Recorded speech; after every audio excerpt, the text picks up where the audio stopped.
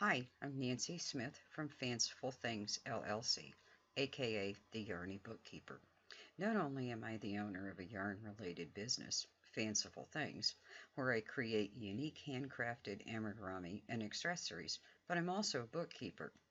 I'd like to say thank you for subscribing to my newsletter, Bookkeeping for Your Handmade Business, from my website, yarnybookkeeper.com. And in just a few minutes, I'll show you how to use the Project Pricing Worksheet workbook that I offered as a newsletter sign-up gift. But first, I'd like to take a couple of minutes to explain why I started yarnybookkeeper.com. I did this because there is a serious lack of bookkeeping tips for handmade business owners, and my number one goal is to help handmade business owners just like you handle their bookkeeping with confidence. As a handmade business owner, you either are or you should be crunching numbers all the time. And I'm betting it just leaves you feeling pretty exhausted. As creative individuals, our brains are seldom hardwired to deal with handling numbers. When we run a professional handmade business, bookkeeping or record keeping is involved in just about everything we do, except our actual craft. One of the things that we need to keep track of is how much it costs us to make our finished items.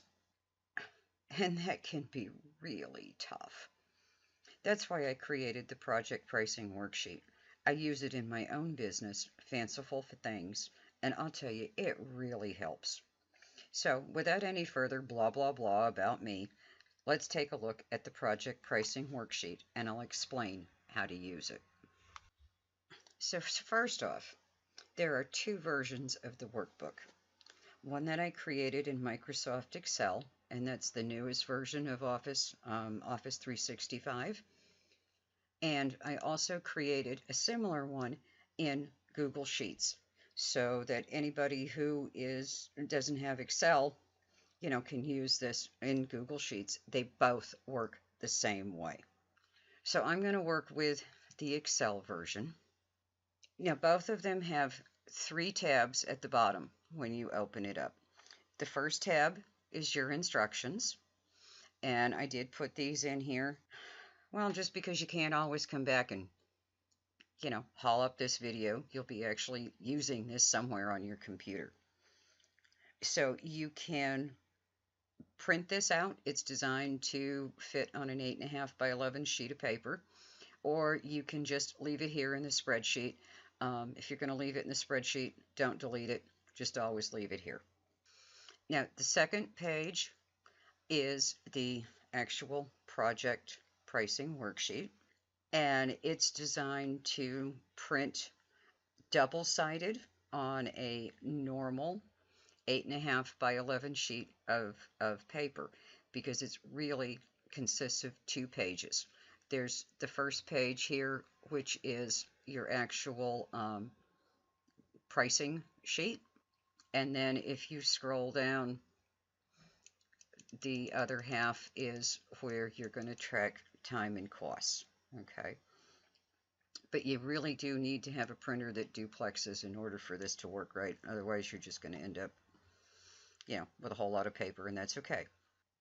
So this first sheet, or the top half, is where you're going to enter all the information about your finished item. Now, when I designed this, I did it because I make it amigurumi.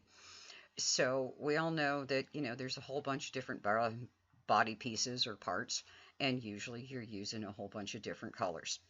So you can come in and you can change the column headings for number 5, 6, 7, 8, and 9. Now, 10 and 11 are columns that are used for special things. If you're still paying sales tax on your items, you want to leave this taxable costs column.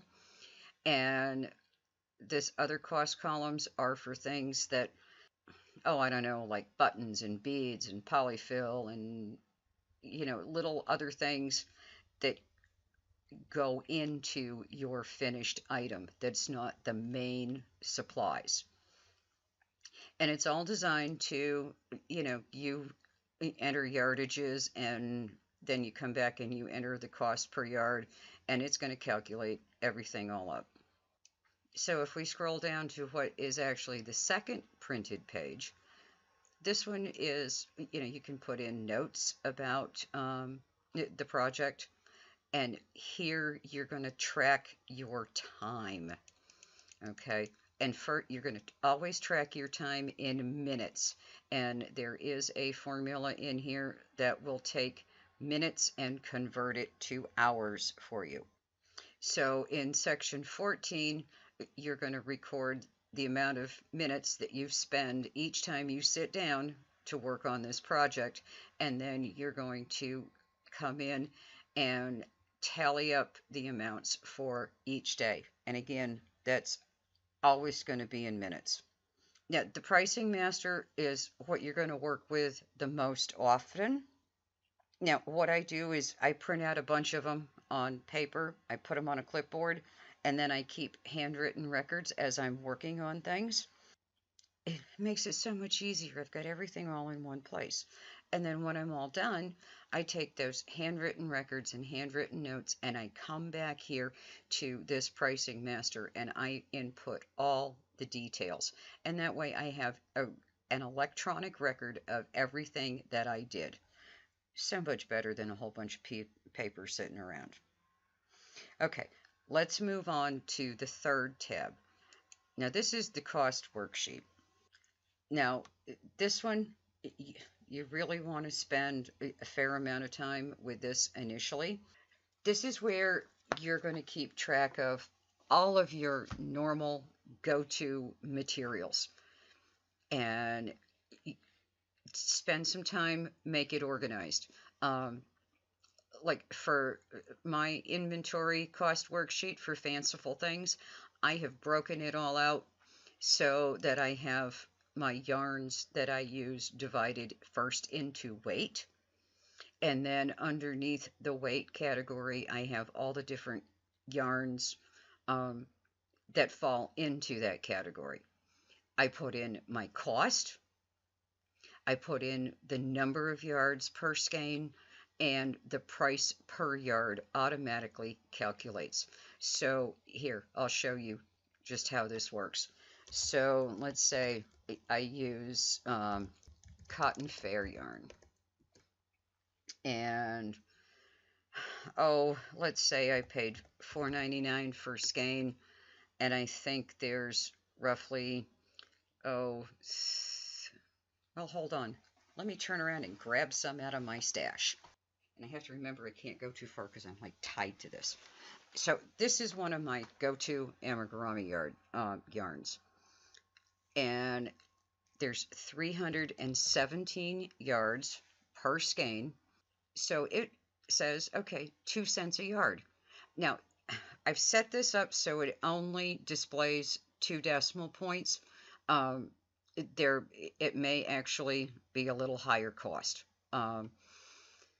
It might be 0.024567 cents per yard. We're going to round that up to the nearest penny because, let's face it, you can't split a penny. So, so spend some time, think about how you want to organize this, get it set up correctly. Like I use these first 2 main columns to hold my yarns. And this last column, I keep it for my other things like my eyes and buttons and beads and polyfill and silk flowers and whatever. Just make this really, really organized because this is going to be your best friend. What drove me nuts with Fanciful Things was when I originally created this pricing worksheet, I had part of the information here, and then I had to run over and open up my accounting software where I had all the details about my costs. Now, that doesn't sound like a big deal, but you know, you're working with two different programs, um, trying to do one thing, and I just said, you know, this is crazy. I'm sitting here, this is painful enough, and yes, even for me, doing all the pricing and putting together all the costs is painful, even for me. So I said, you know, instead of working between two programs and always flipping screens, I was going to they have to, all of those costs have to exist in my accounting software. But B, I want these costs right here. So I have access to them. I don't have to open anything else.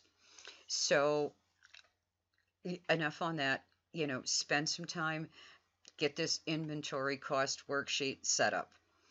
And honestly, what extra time you spend up front is going to save you so much time when you actually use the pricing master.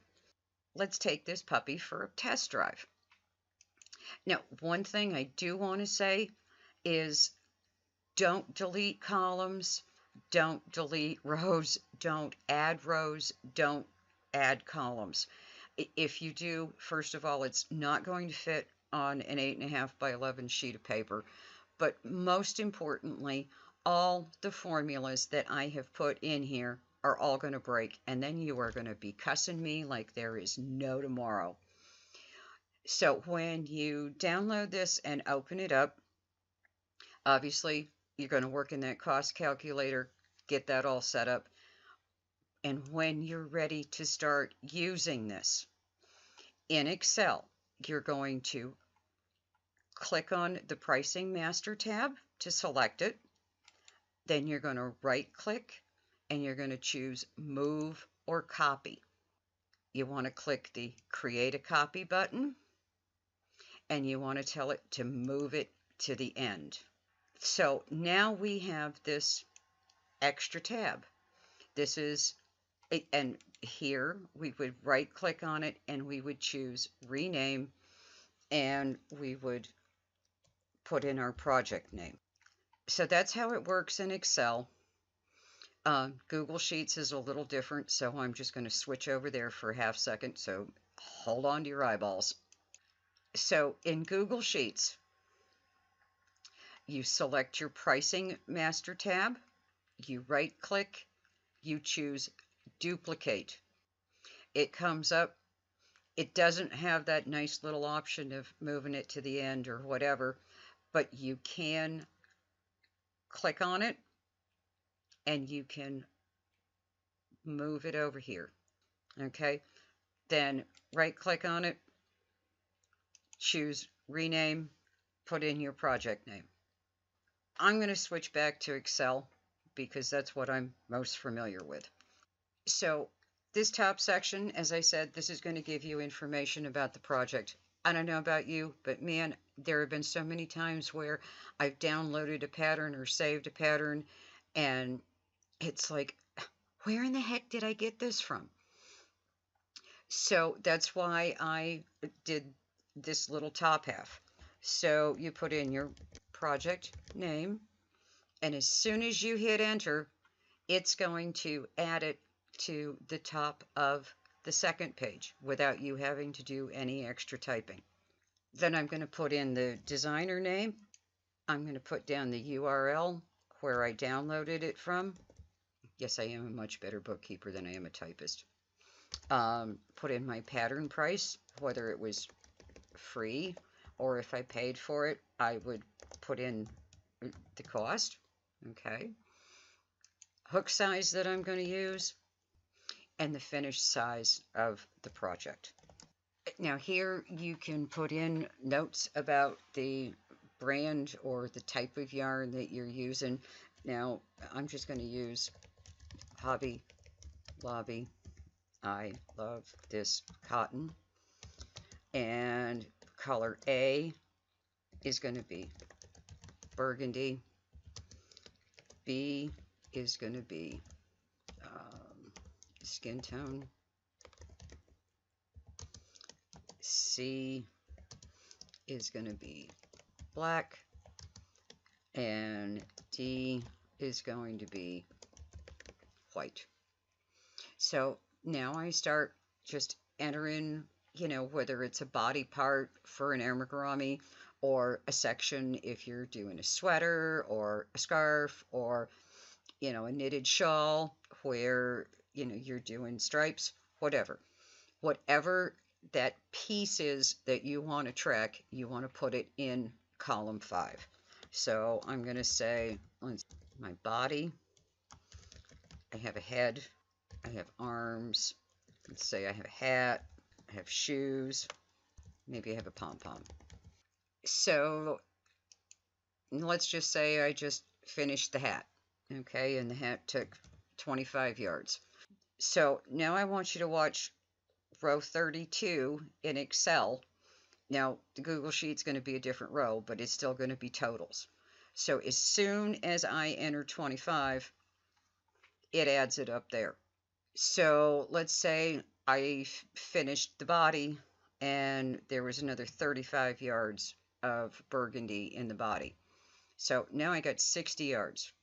Let's see, color B is skin tone, so that was the head. Say I used 23 yards for the head. I actually used, say, 10 yards of skin tone for the hands and 20 yards of burgundy on the arms.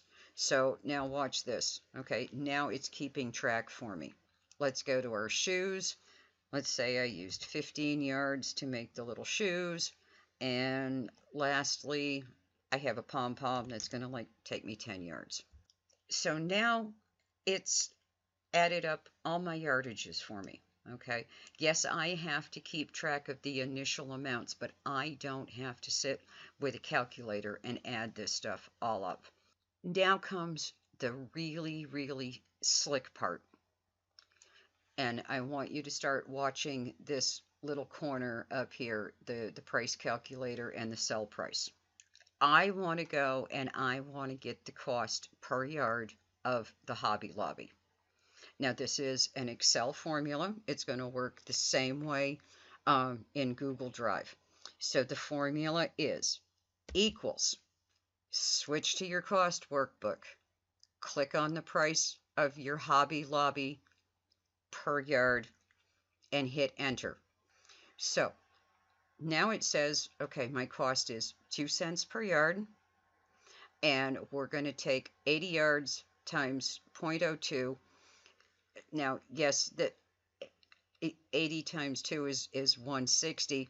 So there really is we rounded that cost up to only give us 2 decimal points. But I swear this is right. So again, because this is all Hobby Lobby, I'm going to go and repeat that same formula in columns B, C, and D. So it's equal to the amount on the cost worksheet for Hobby Lobby. Hit enter. You see, here we go.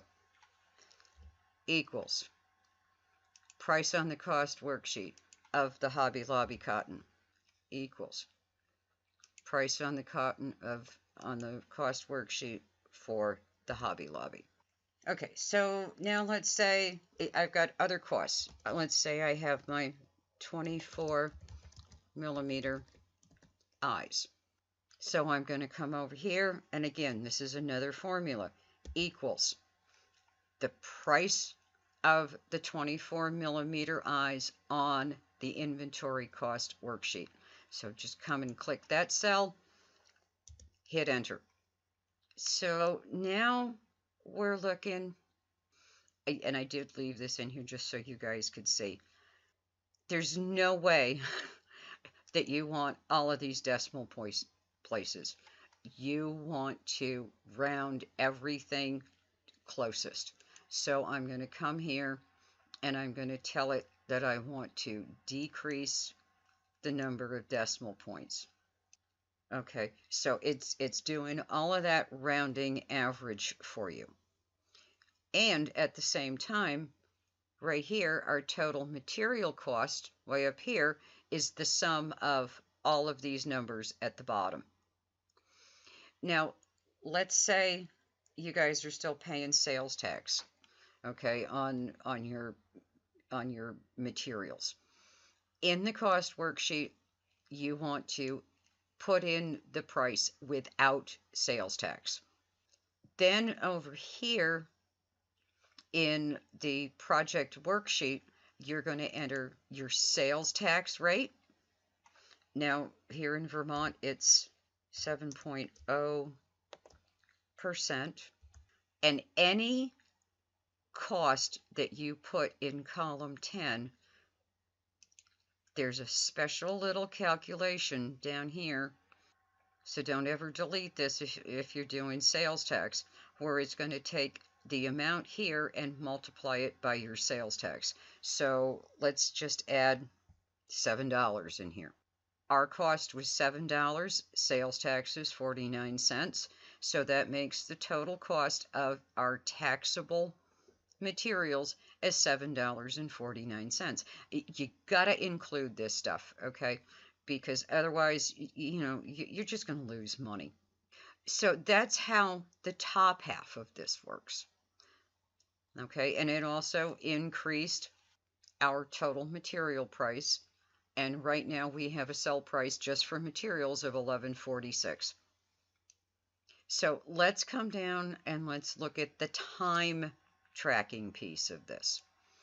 So let's say on 10/1, I spent 30 minutes. Again, on 10/1, I spent 47 minutes. Then on 10/2, I spent 165 minutes. And on 10/3, I spent 45 minutes just finishing up. So this is just where you keep track of your time for every opportunity that you sit down and actually work on your finished object. There are no totals in this section.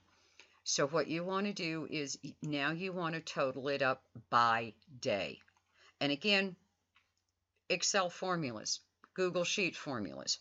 So for 10/1, our total time equals the 30 minutes plus the 47 minutes. So now we've got 77 minutes. Then we're going to come to 10/2, and that's really easy. This is equal to 165, and then we've got 10/3, and that's equal to 45. So that gives us 287 minutes, okay? If we come back to the first page, we now see that we really spent 4.7833333 hours. We want to, again, and this will be all fixed in the spreadsheet that you guys download. I thought I had taken care of it, but I will tell you, every time I have touched this thing, I have changed it. It has evolved over the last several days dramatically. So now we've got 4.78 hours. So now we want to think about our fair wage. What are we saying our time is worth? So let's just say we're saying our time is worth $10 an hour. So we put $10 an hour here. We hit enter. First thing the spreadsheet's going to do is it's going to take your hourly wage times the number of hours. That gives you 47.83.